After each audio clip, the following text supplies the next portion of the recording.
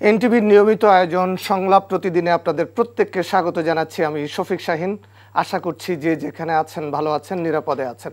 দর্শক, এই অনুষ্ঠানে আমরা আলোচনা করে থাকি সমসাময়িক রাজনৈতিক বিষয় নিয়ে। এই মুহূর্তে জুলাই সনদ বাস্তবায়ন প্রক্রিয়া ও পদ্ধতি এবং গণভোট কখন কিভাবে হবে তা নিয়ে চলছে রাজনীতির মাঠে তুমুল বিতর্ক। জুলাই সনদ বাস্তবায়নের লক্ষ্যে দীর্ঘ ৮ মাসের বৈঠক সম্মতি সই করেছে দেশের প্রধান রাজনৈতিক দলগুলো, কিন্তু সেই এখন তারাই বলছে ঐকমত্য কমিশন প্রতারণা করেছে। এমন পরিস্থিতিতে রাজনীতির গতি প্রকৃতি কোন দিকে যাচ্ছে, কোন দিকে অগ্রসর হচ্ছে রাজনীতির মাঠ, আলোচনার জন্য আমন্ত্রণ জানিয়েছি আমার Bangladesh party AB party chairman Mujibur Rahman Manju এবং প্রবাসী সাংবাদিক বিশ্লেষক শাহেদ আলম। আপনাদের দুজনকেই আমাদের এই আলোচনা অনুষ্ঠানে স্বাগত জানাচ্ছি। শাহেদ আলম, আপনি যদি অনুমতি দেন তাহলে আমি জনাব মুজিবুর রহমান মঞ্জুকে দিয়ে শুরু করতে চাই। মুজিবুর রহমান মঞ্জু, আপনার কাছে আমার প্রথম প্রশ্ন যে আপনারা দীর্ঘ ৮ মাস ধরে একটি বিষয়ে দীর্ঘ বৈঠক করলেন, আলোচনা করলেন, দ্বিমত পোষণ করলেন, আর এখন আপনারা বলছেন আপনারা যেই সনদে সই করেছিলেন আর যেই সনদ প্রকাশ হয়েছে সেটার ভিতর অনেক পার্থক্য। আপনার অবস্থানটা কি? ধন্যবাদ শফিক শাহিন। আপনারই কলিগ শাহেদ আলম আসছেন দেশে, ওনার সাথে দেখা হলো আজকে প্রথম। ধন্যবাদ দর্শককেও। আমরা আসলে কোনো সনদে স্বাক্ষর করি নাই, মানে এটা আমি বলছি আর কি বোঝার জন্য।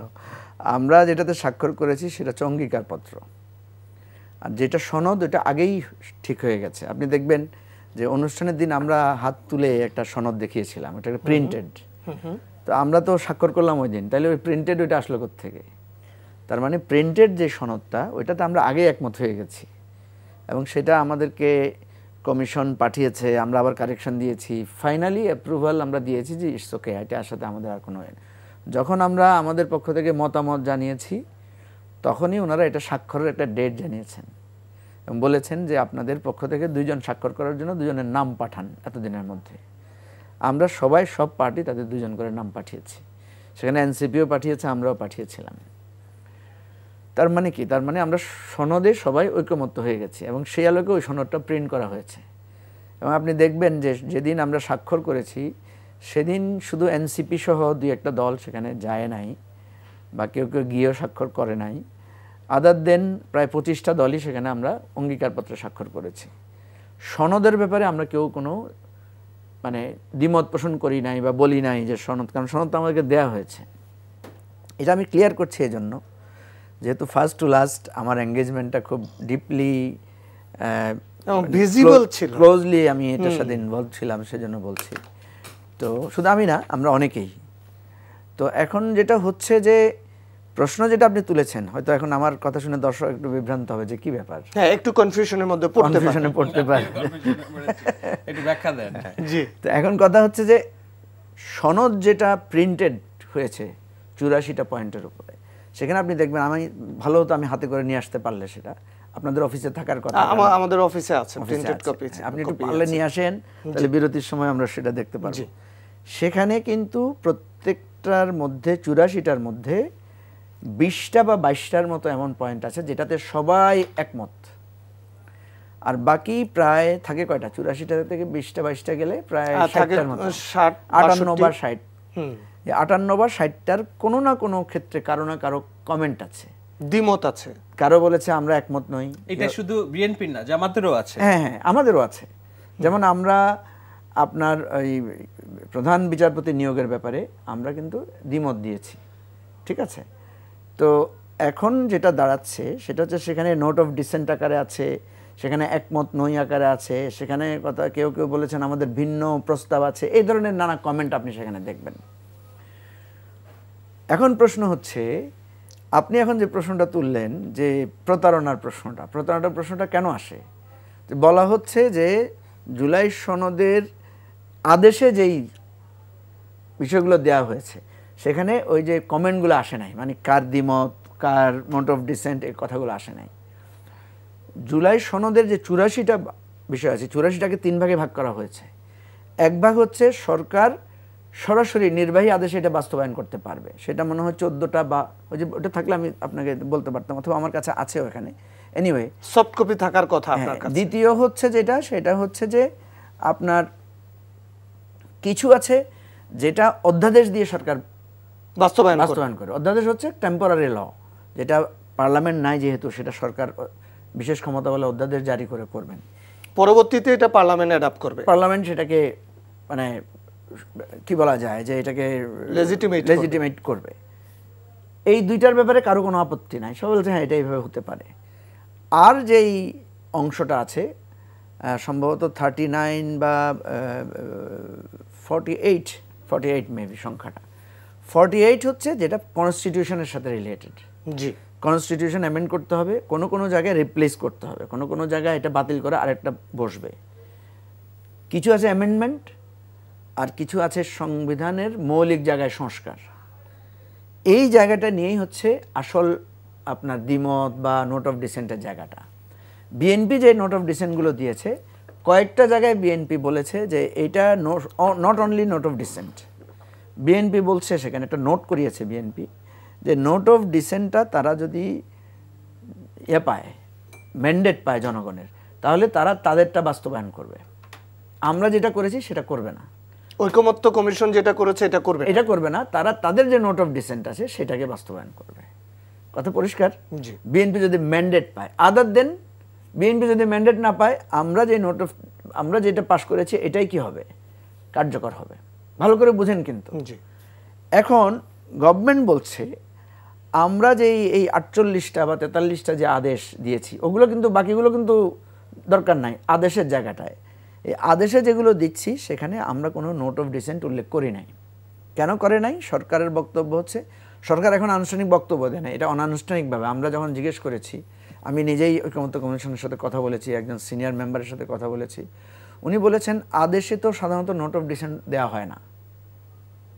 আপনি একটা জিনিস খেয়াল করবেন, আমরা যদি কোনো একটা ডিসিশন নেই, অর্থাৎ ধরেন এনটিভির এক্সিকিউটিভ, বা আমি নিউজ দিয়ে উদাহরণ দিই, ধরেন আপনার নিউজ রুমে একটা ডিসিশন হলো যে একজন রিপোর্টারকে বরখাস্ত করা হবে, চাকরিচ্যুত করা হবে। এখন এক্সিকিউটিভ মিটিংয়ে যখন আলোচনা হলো, দেখা গেলো শাহেদ আলম পক্ষে বললো, আমি বিপক্ষে বললাম, আপনি পক্ষে বললেন, ফাইনালি দেখা গেলো অধিকাংশ লোক ওর চাকরিচ্যুতির পক্ষে, আর 1-2 জন আমরা হয়তো নোট অফ ডিসেন্ট দিয়েছি। এটা কিন্তু কার্যবিবরণীতে লেখা হবে যে Mujibur Rahman Manju note of dissent দিয়েছেন, শাহেদ আলম এটাকে সমর্থন করেছেন, শফিক শাহীন এটা এইভাবে তো ডিসিশনটা হবে। কিন্তু ডিসিশন যখন জারি হবে, নোটিশ যখন হবে, অফিস থেকে যখন নোটিশ করা হবে যে মিস্টার সোয়ানসো, মিস্টার এক্সকে চাকরিচ্যুত করা হয়েছে, সেখানে তো কে নোট অফ ডিসেন্ট দিয়েছে, কে পক্ষে ছিল, এটা বলা হবে না। শুধু বলা হবে সিদ্ধান্ত হয়েছে, তাকে অফিস অর্ডারটা করা হবে। ঐকমত্য কমিশন বলছে আমরা যখন অর্ডারটা পাস করছি, সেখানে শুধু সিদ্ধান্তটা দিয়েছি, সেখানে আমরা নোট অফ ডিসেন্ট কে কি দিয়েছে এটা দিই না। বাট ইটস এ দলিল, এটা কিন্তু আবার সংবিধানের 1 নম্বর তফসিলে থাকছে। বিএনপি যদি ক্ষমতায় যায় বা বিএনপি যদি মানে ব্যাপকভাবে সমর্থন পায়, তাহলে বিএনপির এই নোট অফ ডিসেন্ট তখন পার্লামেন্ট সেটেল করবে। আদার দেন আমরা যেটার ব্যাপারে একমত হয়েছি সেটার ব্যাপারে আমরা গণভোটটা নিচ্ছি।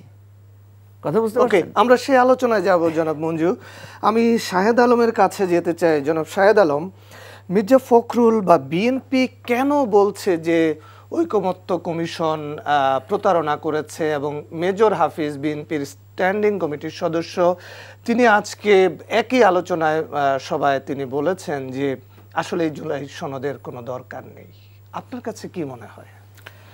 ওকে, ধন্যবাদ শফিক সাহেব। আমি ভাবছিলাম যে মঞ্জু ভাইয়ের সাথে আমার বিতর্ক হবে, কারণ উনি আমার বিপরীত অবস্থানে থাকবেন, কিন্তু ফরচুনেটলি উনি বিতর্কে একই আমার পজিশনেই উনি কথা বলছেন। আমি দর্শকদের কাছে দুঃখিত, আমি জানি না আপনার পজিশন কি। না, আমার পজিশন একটাই। আপনি যে উদাহরণটা দিচ্ছিলেন সেইটাকে আমি আর একটু খোলাসা করে দেই। ধরুন আমার গ্রামে ব্যাপক বিশৃঙ্খল একটা পরিবেশ ছিল, হ্যাঁ, এবং আমি ওই গ্রামের একজন বাসিন্দা, আমি থাকি আমেরিকায়। এখন গ্রামের লোকজন মারামারি হওয়ার পরে গ্রামের শৃঙ্খলা ফেরানোর জন্য একটা গ্রামের মাতব্বরদের মধ্যে একটা সমঝোতা হয়েছে যে আমরা এখন থেকে গ্রামটাকে এইভাবে পরিচালনা করব, আমাদের কিছু কিছু বিষয়ে জটিলতা আছে, আসুন আমরা গ্রামটাকে ঠিক করি। সেখানে গ্রামের বিভিন্ন মতমোড়ল যারা আছে তাদের ভিতরে ঐক্যমত প্রতিষ্ঠা করার জন্য শাহেদ আলমকে নিয়ে আসা হলো আমেরিকা থেকে। এখন ওই গ্রাম যেইভাবে চলে ওই গ্রামে হয়তো 500 হিন্দু আছে, 5টা পুকুর ঘের আছে, 2 বিঘা 10 বিঘা ধানি জমি আছে। এখন আমি যদি যে বলি যে আমি যেহেতু বিদেশ থাকি, আমি ঠিক করে দিচ্ছি তোমরা এই সব জমিগুলো এক করে যদি সমন্বিত কৃষি করো, তাহলে গ্রামের উন্নতি হবে অনেক, এবং সবাই সমবন্টন ভাবে পাবে। হ্যাঁ, এখন ওই গ্রামে যার সবচেয়ে বেশি জমি কানি জমি আছে, সে বলছে না আপনার এখানে এটা ঠিক আছে, কিন্তু আমি তো ওই গ্রামে চাষ করছি 50-100 বছর ধরে, আমি জানি এই মাটিতে কি ফল হবে, কি কেমনে আমি জিনিসটা করতে পারবো। ওকে, আমি মানি যে আপনি ভালো একটা প্রচেষ্টা করছেন। আরেকজন বলছে আমার যে পুকুর আছে, আমার এই পুকুরে যে ঘেরের মাছগুলো আছে, সেগুলোর কি ভাগ হবে না হবে। আমি যদি ওখানে যেয়ে বলি যে আপনাদের সবার কথা শুনলাম, মনে হলো যে না, সবার কাছ থেকে সম্মতি নিলাম যে গ্রাম সুন্দর করে চালাবো, এরপর আমি বললাম যে না, এখানে সমন্বিত কৃষিবাদ হবে, এই গ্রামে কেউ রাত্রে হাঁটা চলাচল করতে পারবে না, এটাই ভালো এই দেশের জন্য। ওই গ্রামের মানুষ মানবে কিনা আমার সিদ্ধান্ত না। বিএনপি, জামাত ইসলাম যারাই ক্ষমতায় যাক, আমি ধরে নিলাম যে বিএনপি ক্ষমতায় যাওয়ার দাবিদার, তারা দীর্ঘ রাজনীতি, রাষ্ট্র পরিচালনার তাদের একটা অভিজ্ঞতা আছে। এই দেশে আমি যে কথাটা বারবার বলি সেটা হলো যে সংস্কার একটা সবারই চাওয়া, রাষ্ট্র সুন্দর হোক। মূল কথা কি, ফ্যাসিবাদ যেন না ফিরে আসে, এটাই তো আমাদের চাওয়া, রাইট? তো সেইখানে যখন মানে কিন্তু আওয়ামী লীগ না, না, আমি বলছি সিস্টেমের সংস্কার, সিস্টেমের ফ্যাসিবাদ, এক্স্যাক্টলি। তো যেখানে তারা বলছে যে 5 বছর পর পর নির্বাচন হবে, তত্ত্বাবধায়ক সরকার দিয়ে নির্বাচন হবে, নির্বাচন যদি নিয়মিত ইন্টারভেলে হয়, তাহলে কোনো সরকারের ফ্যাসিস্ট কিংবা স্বৈরতান্ত্রিক হওয়ার সুযোগ নাই, যদি নির্বাচনটা সঠিক হয়। আপনার ওই একটা জায়গায় যদি সংস্কার করতে পারেন, সবাইকে এক জায়গায় আনতে, দ্যাটস বিগেস্ট অ্যাচিভমেন্ট আমাদের, রাইট? তো সেই জায়গায় এখন যেসব বিষয়ে জুড়ে দেওয়া হয়েছে এবং যেসব বিষয়ে বিএনপি তারা বলছে যে আমরা 20 কোটি মানুষের ভাগ্য পরিবর্তনের জন্য, বাংলাদেশের মানুষ যখন ভোট দেয় তারা মনে মনে চিন্তা করে আমরা একটা সুপারম্যান নির্বাচিত করতেছি যে আমার সব সমস্যা সমাধান করে দেবে। আজকে আপনি রাস্তাঘাটে রিক্সাওয়ালা, উবার ড্রাইভার, চার দোকানদার, যার কাছেই যাবেন না কেন, কেউ বলছে না যে আমার দেশ এইভাবে চলুক, আমি ভালো চলছি। ইচ অ্যান্ড এভরিওয়ান বলছে আমার নির্বাচন চাই। কেন বলছে? সবচেয়ে ভালো মানুষটা, সবচেয়ে দক্ষ মানুষটা ডক্টর ইউনূস যখন রাষ্ট্র পরিচালনা করছে, তার ওই মধুচন্দ্রিমা শেষে রাষ্ট্র পরিচালনার যে ফল্টি বিষয়গুলো ধরা পড়ছে এবং মনে হচ্ছে যে না, রাষ্ট্র এইভাবে চলতে পারে না। 18 কোটি মানুষের দেশে মানুষ মনে করে সুপারম্যান নির্বাচিত করতেছি। সেই সুপারম্যান যদি নাও সে হয়, তাকে হাত পা বেঁধে যদি বলা হয় যে না এই সাঁতার কাটো, সেটা তো মেনে নেওয়ার কথা না। আমি এই জন্যই মনে করি সঙ্গত কারণে বিএনপি প্রতারিত ফিল করছে। যে আমি একটা জিনিস, মঞ্জু ভাই হয়তো একমত হবেন যে বিএনপির স্বার্থের বাইরে যায়, এরপরেও গত 14 মাসে তারা এমন অনেক বিষয়ে যে ছাড় দিয়েছে এবং এটাকে কি বলে দলীয় ব্যবস্থা নিয়েছে, নানান বিষয়ে তারা সফট থাকার চেষ্টা করেছে, যেন আওয়ামী লীগের যে প্রতিহিংসার চরিত্র, এইটার রেপ্লিকা হিসেবে বিএনপিকে কেউ চিত্রায়িত করুক, এটা বিএনপি চায়নি। কিন্তু আবার কেউ কেউ তো শাহেদ আলম এটাও বলছে যে বিএনপি দেখা গেল যে 50টা মানে ছোট ছোট সংস্কার মানছে, কিন্তু একটা সংস্কার মানলে সেটা 50টার সমান হয়, সেই জায়গায় এসে বিএনপি খুবই রিজিড আছে।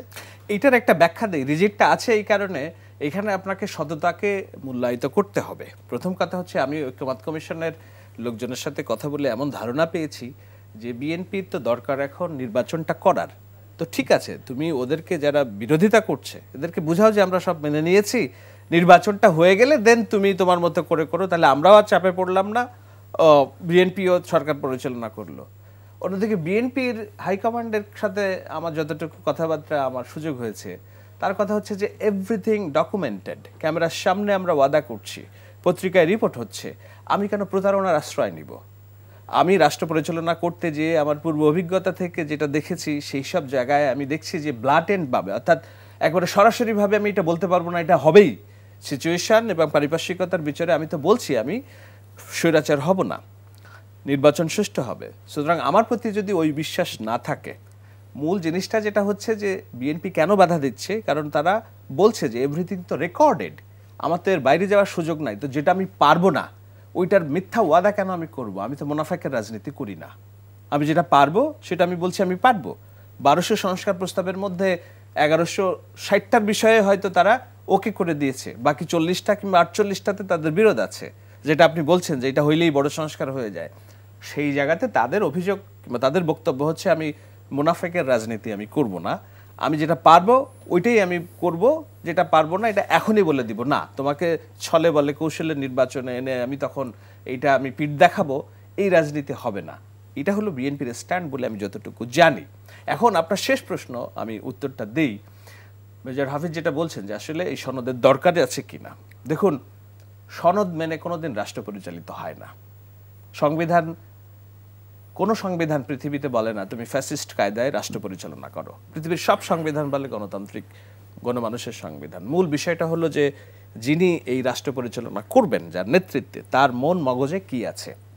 আমি যদি অত্যুক্তি না হয় স্পর্শকাতর বিষয়, তবু আমি বলতে চাই রাসূল সাল্লাল্লাহু আলাইহি ওয়াসাল্লামের মৃত্যুর পরপরই 4 জন যে খলিফা রাষ্ট্র পরিচালনা করেছিলেন তারাও কিন্তু সনদ মেনে কিংবা কুরআন মেনে সরাসরি রাষ্ট্র পরিচালনা করতে যে প্রতিনিয়ত বাধার সম্মুখীন হয়েছেন। উমর রাদিয়াল্লাহু তাআলা আনহু বিদ্রোহীদের হাতে প্রাণনাশ হয়েছে তার। দিস আর হিস্ট্রি আমরা যদি দেখি।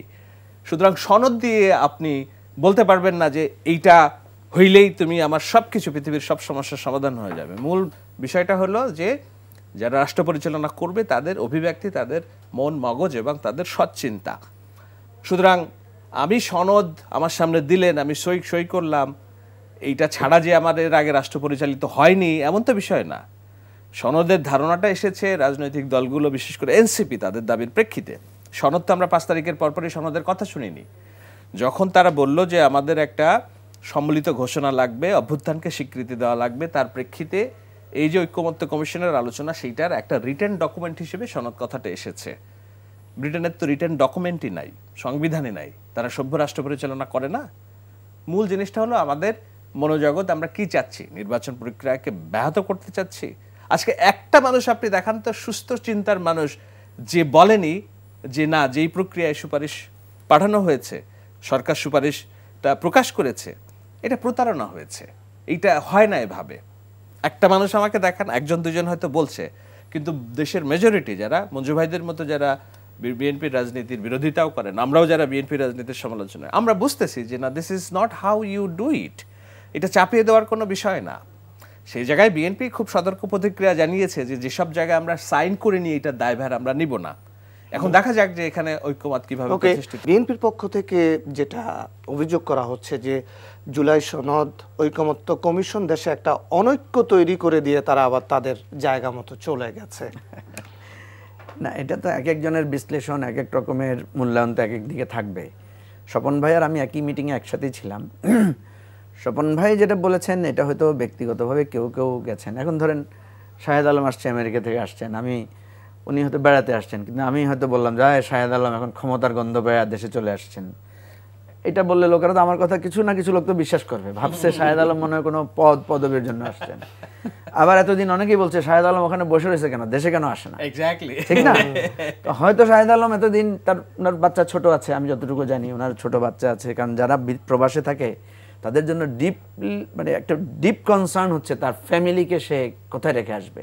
আমাদের দেশের মতো না যে তার শাশুড়ি মা একজনকে এনে রাখলাম, উনি দেখলো সবকিছু। এখন শাহেদ আলম হয়তো দেখা গেল যে আবার 2 সপ্তাহ পরে চলেও গেলেন।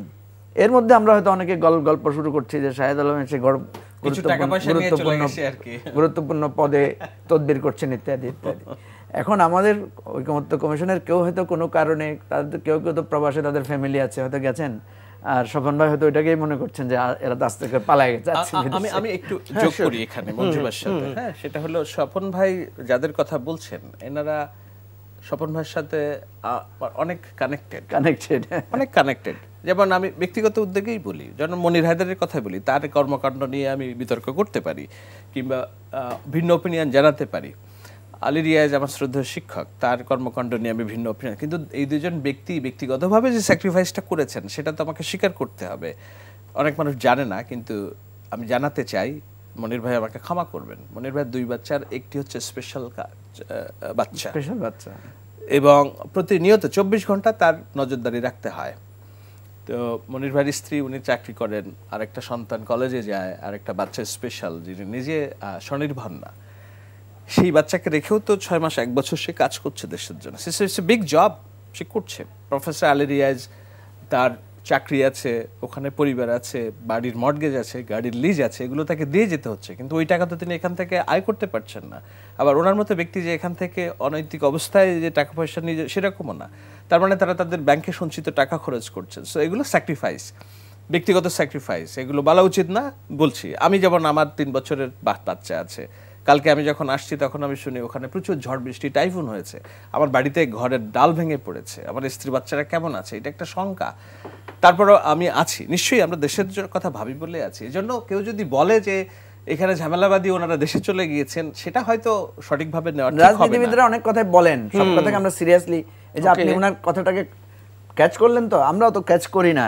আমি আপনাকে বলি, কিন্তু রাজনীতিবিদ যখন কথা বলবেন তখন তো দায়িত্ব নিয়ে বলবেন। ঐকমত্য কমিশনের অনেক সদস্য আছেন, আমি তো কয়েকজনের নাম বলতে পারবো আপনাকে, যারা একটা পয়সার সম্মানী নেন নাই, গাড়ির ফ্যাসিলিটি নেন নাই, ঠিক আছে, হ্যাঁ অনেকে নিয়েছেন, অনেকে নেন নাই।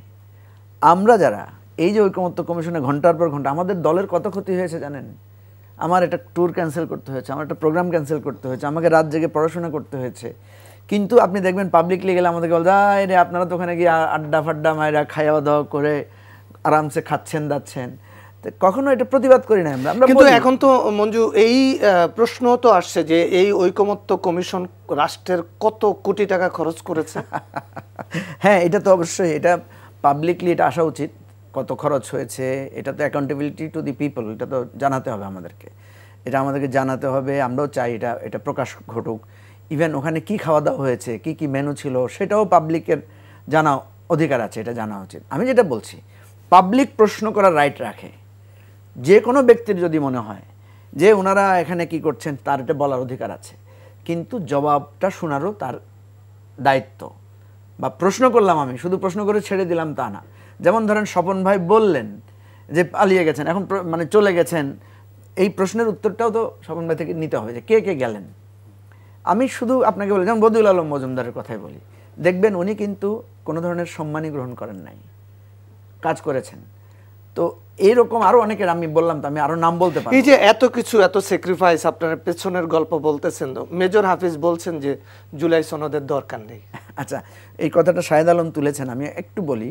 প্রথম কথা হচ্ছে, ইন প্রিন্সিপাল শাহেদ আলমের কথার সাথে আমি একমত যে সনদ মেনে মেনে, আপনাদের সরকার কি আগে সংবিধান দেখে তারপর একটা সিদ্ধান্ত দেয় না, ঠিক আছে? বিপদে পড়লে যে সংবিধান, আপনি দেখেন, আমি মানে উইথ ডিউ অনার সালাউদ্দিন ভাইয়ের কথাই বলছি। সালাউদ্দিন ভাই আমাদের এই ঐকমত্য কমিশনে বসলেই উনি আর্টিকেল বলেন, এই আর্টিকেল এটা আছে, এই আর্টিকেল এটা আছে। এবং একদিন উনি দুষ্টামি করে নিজেও বলছেন যে ভাই আপনারা তো এখন আমাকে শুধু বলবেন যে আমি কথা বললে আর্টিকেলের কথা বলি। তা আমার সালাউদ্দিন ভাইয়ের কাছে প্রশ্ন, সংবিধানের কোন আর্টিকেল বলে আপনাকে বাংলাদেশ থেকে ভারতে পাচার করা হয়েছিল এবং দীর্ঘদিন যে আপনাকে ভারতে আটকে রাখা হয়েছে, অন্যায়ভাবে আপনাকে গুম করা হয়েছে, এটা সংবিধানের কোন ধারা বলে, কোন অনুচ্ছেদ বলে? কোনো সংবিধান মেনে করা হয়েছে? শাহেদ আলম যেটা বলেছেন যে সনদ মেনে তো রাষ্ট্র চলে না। বাট আমরা যখন প্রশ্ন করি যে আপনার এটা বৈধ বা অবৈধ, কিসের ভিত্তিতে করি? সনদের ভিত্তিতে করি, সংবিধানের ভিত্তিতে করি। শেখ হাসিনা যে রাষ্ট্র চালিয়েছেন অসাংবিধানিকভাবে, এটা বলার জন্যই তো আমার একটা সংবিধান লাগবে। কে কোনটা ভায়োলেট করছেন, কে কোন নিয়ম মেনে চলছেন না, এটার জন্য তো আপনাকে একটা বই লাগবে, একটা চুক্তিপত্র লাগবে। সেজন্য আপনি দেখবেন পৃথিবীর ইতিহাসে সব জায়গায় চার্টারের একটা ইম্পর্টেন্স আছে, এবং এই চার্টার আমাদেরকে বাধ্য করবে সঠিক পথে চলার জন্য। এবং যারা মানবে না, শেখ হাসিনা মানে নাই, শেখ হাসিনা তুচ্ছ করেছে, শেখ হাসিনা তাচ্ছিল্য করেছে, শেখ হাসিনা সংবিধানকে ছুঁড়ে ফেলেছে, তার পরিণতি তাকে কত মারাত্মকভাবে দিতে হয়েছে।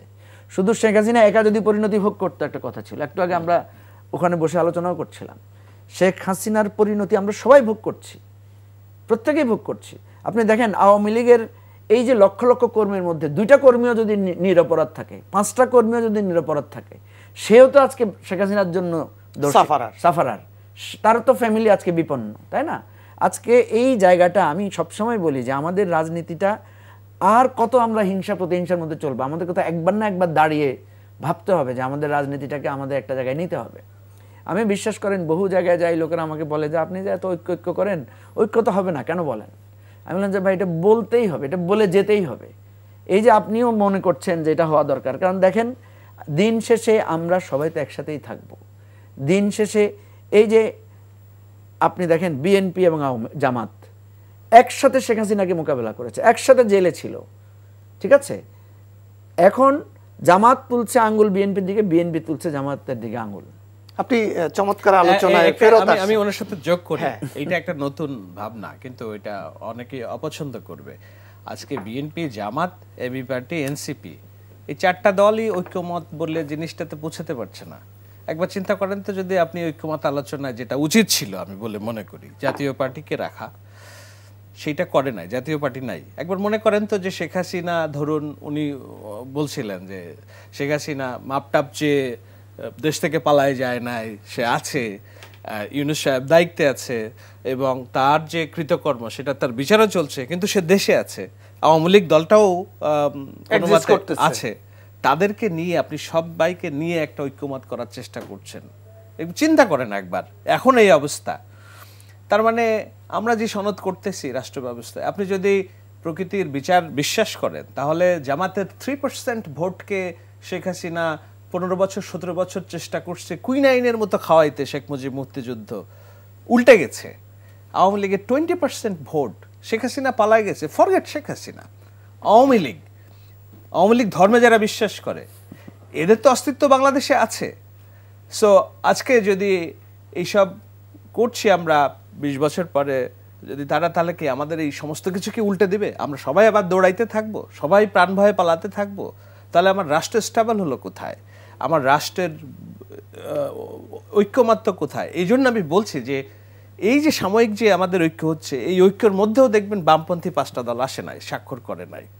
সুতরাং এইটাকে একেবারে মানে ঐশ্বরিক দলিল হিসেবে যে আপনারা কল্পনা করছেন, এবং এটা নাই হয়ে গেছে বলে না, অনেক কিছু নাই, সবকিছু ব্যর্থ, আমি মনে করি না এটা। তার মানে তাহলে শাহেদ আলম, আপনার যেই মানে আন্ডারস্ট্যান্ডিং, আপনি যেটা বললেন, তাহলে জুলাই সনদ হচ্ছে না? না, জুলাই সনদ হবে অবশ্যই, অবশ্যই জুলাই সনদ তো হয়ে গেছে, কিন্তু বাস্তবায়ন আমরা যদি বিএনপিও না, জামাতও না, এনসিপিও না, আমাদের এই কথাগুলো ওইভাবে পাবলিকলি স্টাব হচ্ছে না। কারণ দেখবেন, আপনি আমার ফেসবুক খুললে দেখবেন 10টা কমেন্ট করে, কয়টা ভোট আছে আপনার, মানে আমাকে মাপে আসলে আমার ভোট দিয়ে কিছু লোক, ঠিক আছে? তা আমি বলি যে যারা এই রাষ্ট্রটাকে মুক্ত করেছে 24-এর গণঅভ্যুত্থানে, ওদের তো ভোটই নাই, ওরা তো পার্টি করে নাই, এখন এসে পার্টি করেছে। তারা যখন রাষ্ট্রটাকে ডাক দিয়ে সবাইকে নিয়ে রাজপথে পরিবর্তনটা আনলো, ওদের কয়টা ভোট ছিল? কিন্তু সবাই তো আমরা তাদের পেছনে ঘুরেছি। সুতরাং ভোট আলাদা জিনিস। হ্যাঁ, আমার ভোট না, কারণ আমার পার্টি তো নতুন, আমি তো এখন ইলেকশনে নামিই না, আমি ভোট পাবো কোত্থেকে? এই ইলেকশনের পরে আপনি বলতে পারবেন তোমার ভোট কত, আমি আনসার করতে পারবো। আর যখন জিজ্ঞেস করেন যে তোমার ভোট কত, আমি বলবো আমার ভোট 0, কারণ আমি তো এখনো ভোট কত মাপার কোনো ক্রাইটেরিয়ায় ঢুকি নাই। আমি একটু বলি আপনাকে, সেটা হচ্ছে, দেখেন সনদটা করার দরকার কেন হলো? সনদটা দরকার এই জন্য দরকার হলো যে শেখ হাসিনা আমাদের সংবিধান, আমাদের গণতন্ত্র, আমাদের কোর্ট, আমাদের প্রশাসন, আমাদের শিক্ষা প্রতিষ্ঠান সব কিছুকে ধুলায় মিশিয়ে দিয়েছে। এরকম একটা বিধ্বস্ত জায়গায় যখন কিছু হয়, যেমন দেখবেন আমাদেরকে বিপদ যখন হয় তখন আমাদেরকে একটা ঐক্যমত্যে আসতে হয়। যেমন করোনার সময়, আমি উদাহরণ হিসেবে বলি, করোনার সময় দেখেন আমরা একটা ঐক্যমত্যে আসছি না, সবাই মাস্ক পরবো, সবাই হাত ভালো করে ধুবো, একজন আরেকজন থেকে ডিস্টেন্স মেনটেন করে চলবো, অফিসে লকডাউন, বাসায় লকডাউন, আমরা মেনেছি না? ক্রাইসিসে যখন থাকে তখন আপনাকে একটা সনদ দিয়ে আবার নতুন করে যাত্রা শুরু করতে হয়। আমরা একটা ভয়ানক ক্রাইসিসের মধ্য থেকে এসে দাঁড়িয়েছি। আমাদের উচিত ছিল অন্তত 5টা বছর, মিনিমাম 5টা বছর 24-এ যে ঐক্যটা আমাদের তৈরি হয়েছে সেই ঐক্যের মধ্যে পথ চলা। কারণ এখনও আমরা ভুলে যাচ্ছি, এখনও আমরা মনে করতে পারছি না যে আমাদের এখান থেকে যারা পালিয়ে গেছে তাদের হিংসাত্মক মনোভাব তারা এখনও পোষণ করছে, ঠিক আছে? আপনার ঘরে একটা পাগলা কুকুর ছিল, আপনি সেটাকে দৌড়ে পিটিয়ে দেয়ালের বাইর করে দিয়েছেন, সে কিন্তু দেয়ালের বাইর থেকে ঘেউ ঘেউ করছে, আর আপনি এখানে বসে মনে করছেন যে শাহেদ আলম ভালো না, আমি ভালো, আমার অবদান বেশি না আপনার অবদান বেশি, আপনি যুদ্ধ করছেন। দেয়ালের বাইরে পাগলা কুকুরটা কিন্তু আছে, নাম্বার 1। নাম্বার 2 হচ্ছে পাগলা কুকুরকে শেল্টার দেওয়ার জন্য কিন্তু আরও ব্যাপক শক্তি আছে। সেই জন্য বলছি, একটা মিনিমাম সময় ওই পাগলা কুকুরের বিষ নামার আগ পর্যন্ত আমাদের উচিত ছিল আমাদের মিনিমাম বিষয়ের উপর ঐক্যবদ্ধ থাকা। দেখেন, এই জুলাই সনদে যে কথাগুলো বলা হয়েছে, এই কথাটা বারবার বিএনপির নেতারা বলেন যে আমরা ছাড় দিয়েছি, আমরা অনেক, শাহেদ আলমও বললেন একটু আগে যে ওনারা অনেক কিছু ছাড় দিয়েছেন। আমি বললাম ওনারা ছাড় কেন দিবেন? আরে ভাই এখানে তো ওনারা ক্ষমতায় আছেন, আমরা ক্ষমতায় নাই, অমুক ক্ষমতা আছে, বিষয়টা এমন না। আপনার কাছে পকেটে টাকা আছে, আপনি আমাকে দিলেন, এখানে তো আপনার কাছে টাকা আছে, বিষয়টা এমন না। বিষয়টা হচ্ছে আমরা রাষ্ট্রকে একটা জায়গায় দেখতে চাচ্ছি।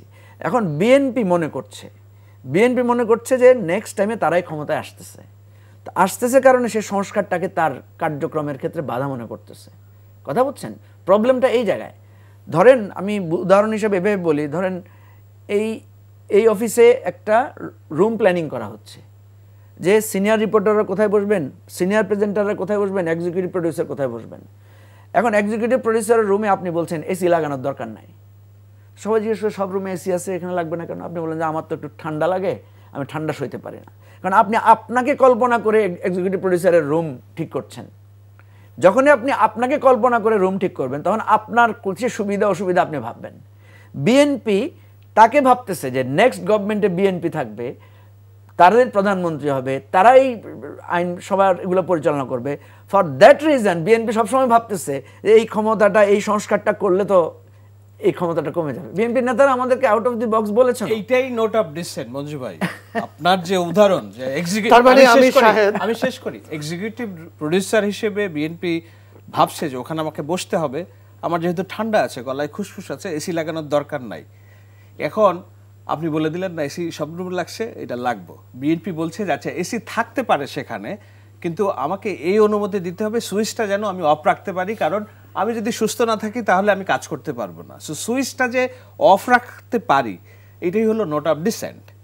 আপনি তাহলে এটা অ্যাকসেপ্ট করা হয়েছে, সেই নোট অফ ডিসেন্ট তো লেখা হয়েছে, সেই নোট অফ ডিসেন্ট মেনে সবাই স্বাক্ষর করেছে, কিন্তু আপনি কমিশন সুপারিশ করেছে তার ওই যে ভিন্ন মত সেটাকে বাদ দিয়ে।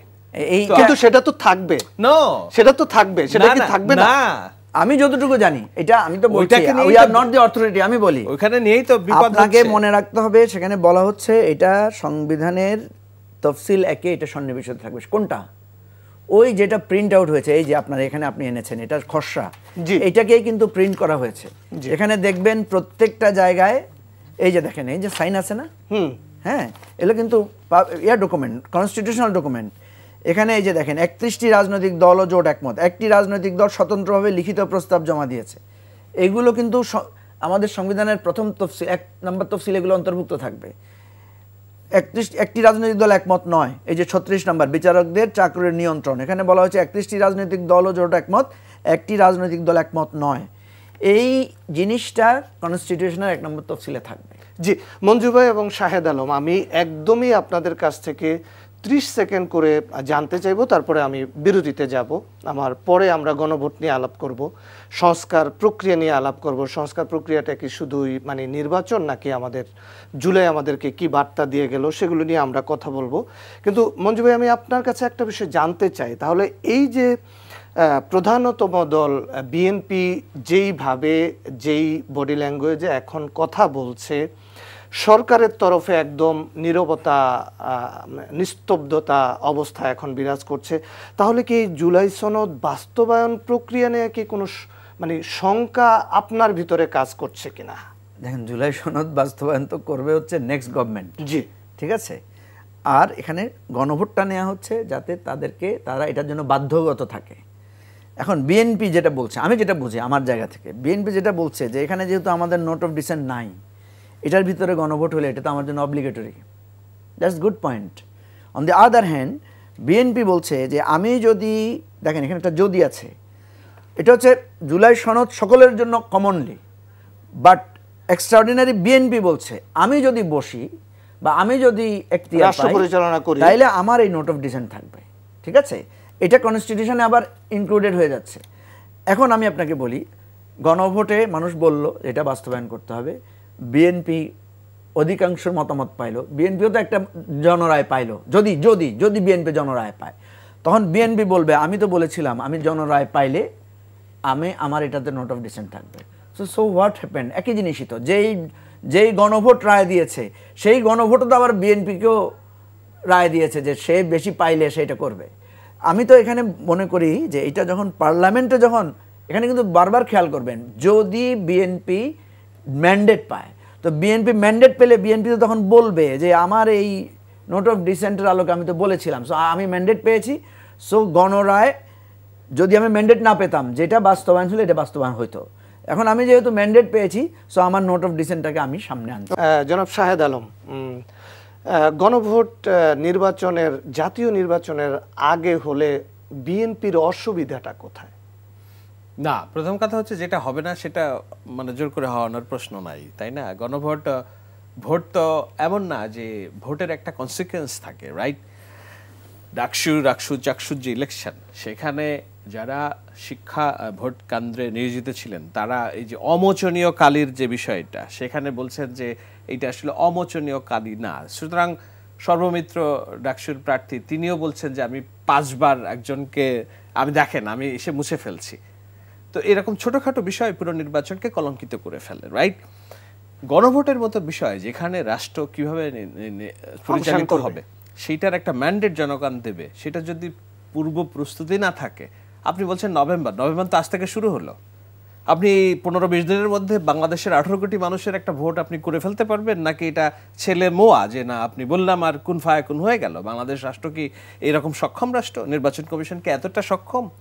এর প্রস্তুতি আছে, এইটার স্বচ্ছতা নিরূপণে অংশ আছে, সব কিছু নাই। আপনি বলে ফেললাম যে উঠ মেয়ে তোর বিয়ে হলো না তো বিষয়টা, তাই না? রাজনীতি এত মানে এমন জিনিস না। সুতরাং এর আগে যারা ইভেন স্থানীয় সরকার কমিশনের যিনি বিশেষজ্ঞ ভদ্রলোক মারা গেছেন তোফায়েল আহমেদ, উনি এই প্রস্তাবও করে গিয়েছেন যে বাংলাদেশের রাষ্ট্রের খরচ কমাতে প্রয়োজনে রাষ্ট্রের নির্বাচনের দিনই আপনি সিটি কর্পোরেশন নির্বাচন করেন, পৌরসভা নির্বাচন করেন, যেন সব নির্বাচনযোগ্য একদিনে সম্পাদন করা যায়, তাহলে রাষ্ট্রের 7,000 কোটি টাকা সেভ হয়। উনি একটা হিসাব দিয়ে গিয়েছেন।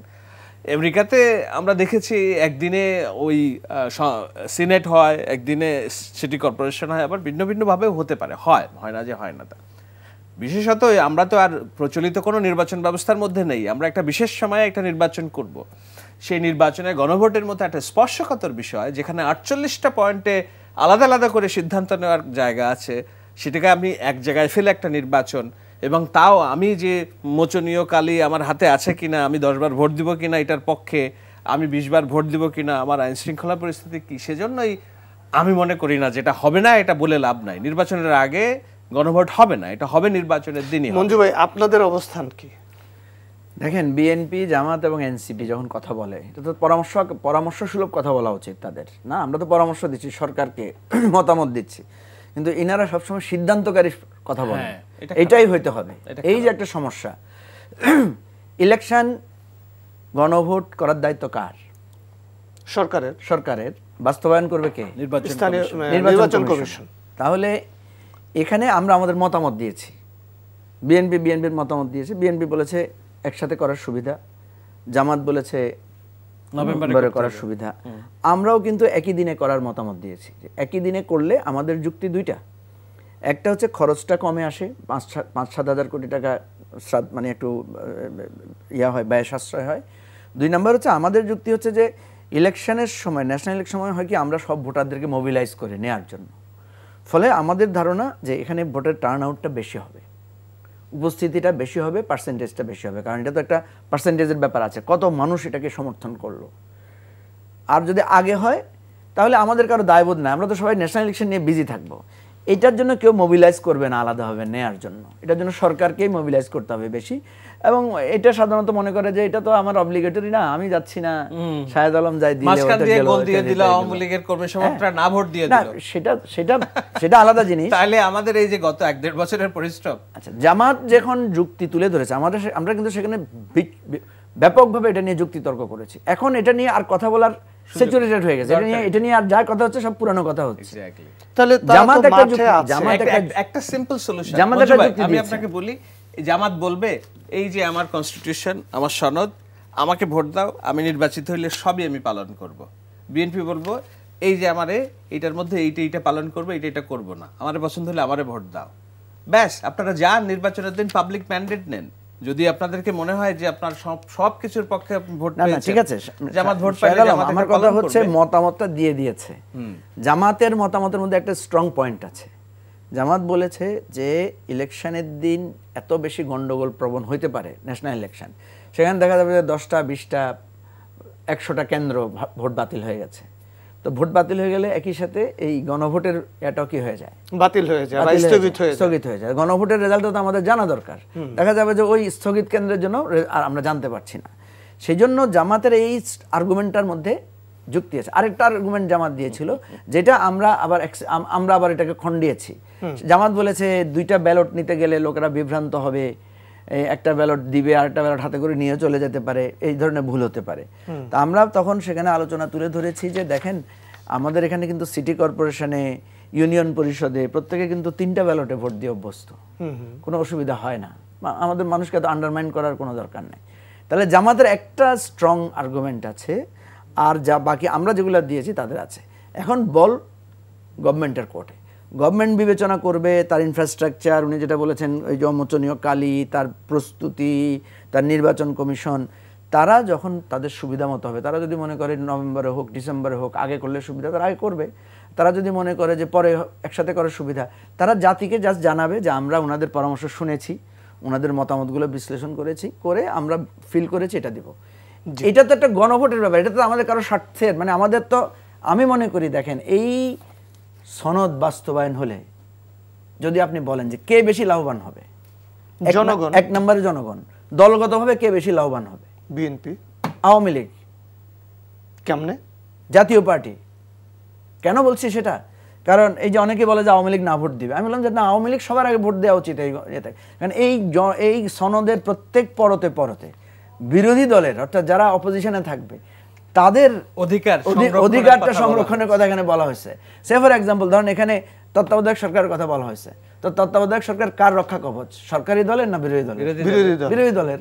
তো আওয়ামী লীগ তো ধরেন, যদি আওয়ামী লীগ যদি কখনো রাজনীতি ফিরে আসে, নিজের নামে হোক বা বেনামে হোক, তাহলে তার তো রাজনীতি, তার তো একটা নিরপেক্ষ ভোট দরকার। তো এই নিরপেক্ষ ভোটের নিশ্চয়তা হচ্ছে জুলাই সনদ। তার কোর্টে যে অ্যারেস্ট হচ্ছে, তার ন্যায় বিচার দরকার। জুডিশিয়ারির ইন্ডিপেন্ডেন্সের এসুরেন্স হচ্ছে জুলাই সনদ। এইটার মাইন্ডসেটটাই পুলিশ কমিশন, স্বাধীন পুলিশ কমিশন এই জুলাই সনদে আছে। ঠিক আছে? পিএসসি, আমরা যেটা নিয়ে ফাইট করতেছি বিএনপির সাথে, পিএসসি, তারপর আপনার দুদক, নির্বাচন কমিশন, সবকিছু। দুদককে স্বাধীন করলে কার লাভ বেশি? দুদক যদি স্বাধীন না হয়, দুদক তো সরকারি দলের লোকদেরকে ছাড় দিবে আর বিরোধী দলকে ধরবে। দুদক যদি স্বাধীন হয়, দুদক সরকারি দলকেও ধরবে, বিরোধী দলকেও ধরবে। তাহলে এখানে যদি কেউ বলে যে এই সনদে কেউ স্বাক্ষর করবে না, ও তো বোকা, ওর নিজের মৃত্যু পরোয়ানার বিষয়টা দাঁড়াবে সেখানে। সেই জন্য আমি বলি এই জুলাই সনদ নিয়ে তো কোনো দলাদলি নাই। সুতরাং জুলাই সনদটা, মানে গণভোটের বিষয়টা আমি মনে করি অযথা এটা নিয়ে আগে না পরের বিতর্কটা আর দরকার নাই। বিতর্ক সব হয়ে গেছে। জনাব শাহেদ আলম, বিএনপির ভারপ্রাপ্ত চেয়ারম্যান জনাব তারেক রহমান দীর্ঘ 17 বছর তিনি প্রবাস জীবন যাপন করছেন। তিনি ভার্চুয়ালি তার এত বড় দলের নেতাকর্মীদের সাথে তিনি কানেক্ট এবং দল পরিচালনা করছেন। অপরদিকে তার যারা প্রধান প্রতিদ্বন্দ্বী রাজনৈতিক দল আছে, তারা নিজেদের মাঠ গুছিয়ে ফেলছে, তাদের প্রার্থীরা চুষে বেড়াচ্ছে। সেই প্রেক্ষাপটে জনাব তারেক রহমান যখন দেশে আসবেন, রাজনৈতিক পরিস্থিতিটা কি হতে পারে? উনি এসে কি চট করে উনি মাঠটা গুছাতে পারবেন কিনা? দলের নেতাকর্মীদের সাথে তার পরিচয় হওয়া, মানে আপনি কি মনে করছেন?